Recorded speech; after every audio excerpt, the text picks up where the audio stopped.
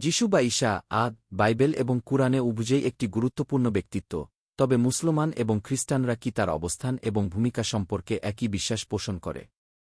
যিশুর জীবন নিয়ে উভয়ের মধ্যে কিছু মিল রয়েছে, যেমন বিশ্বাস যে তিনি কুমারী মরিয়ম বা লেডি মরিয়মের, যেমন কুরআনে বলা হয়েছে, মাধ্যমে জন্মগ্রহণ করেছিলেন।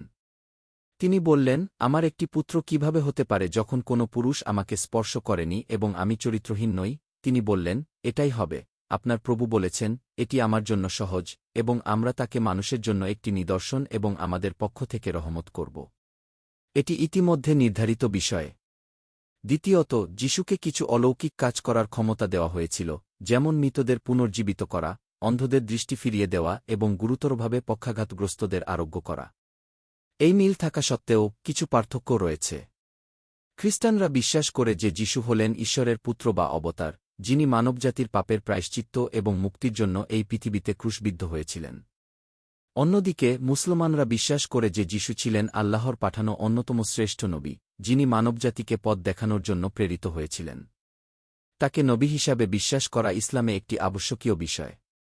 তাকে একটি ঐশ্বরিকভাবে প্রকাশিত বই ইনজিল দিয়ে পাঠানো হয়েছিল, যা পরবর্তীকালে বিকৃত এবং পরিবর্তিত হয়েছিল।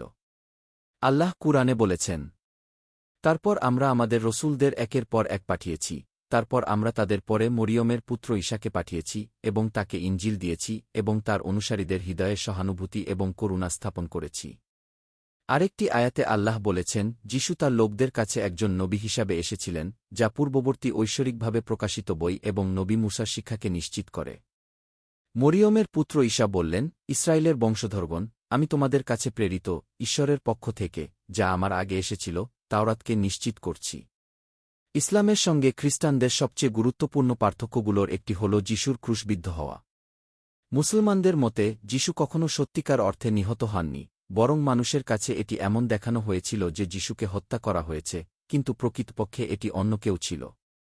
আল্লাহ কুরআনে বলেছেন, এবং তাদের এই কথা বলার জন্য, নিশ্চয়ই আমরা আল্লাহর রসূল মরিয়মের পুত্র মসীহ ঈসাকে হত্যা করেছি কি তারা তাকে হত্যা করেনি এবং তারা তাকে ক্রুশবিদ্ধ করেনি, বরং তাদের কাছে একটি প্রতিচ্ছবি উপস্থাপন করা হয়েছিল। এটি মুসলমানদের এই বিশ্বাসকেও বোঝায় যে যিশু জীবিত আছেন এবং কখনও মারা যাননি, বরং আল্লাহ তার দেহকে আকাশে তুলে নিয়েছেন। তিনি মাহদী, আহলে বাইতের দ্বাদশ ইমামের সাথে শেষ যুগে ফিরে আসবেন এবং পৃথিবীতে ন্যায়বিচার এবং শান্তি প্রতিষ্ঠায় ইমামকে সহায়তা করবেন, যেমনটা তা অত্যাচার ও অন্যায়ে পূর্ণ ছিল।